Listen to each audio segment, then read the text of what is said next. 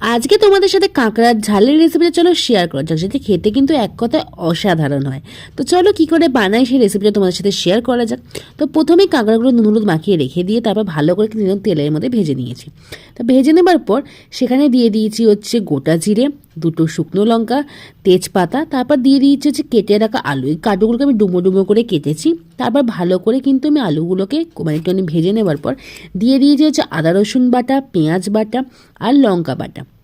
তারপর দিয়ে দিয়েছি কিছু মশলার মধ্যে দিয়ে দিয়েছি হলুদ গুঁড়ো, লঙ্কা গুঁড়ো আর ধনে জিরে গুঁড়ো। তারপর বেশ অনেকক্ষণ ধরে কষানোর পর অ্যাড করেছি জল অ্যাড করার পর দিয়ে দিয়েছি সেই ভেজে রাখা কাঁকড়াগুলো দিয়ে দেওয়ার পর এটাকে ভালো করে বেশ অনেকটা করে ফোটাতে হবে। যেমন করে আমরা চিকেন বানাই অনেকটা সেইভাবে বানালেই মানে সেইভাবেই বলা যেতে পারে। তো যতক্ষণ না জল মরছে ততক্ষণ ধরে আমি নাড়িয়ে যাব। তারপর একটা টাইমের পর জল পুরো মরে যাবে, দিয়ে এরকম মাখো মাখো হয়ে যাবে। তাহলেই এভাবেই তৈরি হয়ে যাবে আমাদের কাঁকড়ার ঝালের রেসিপি।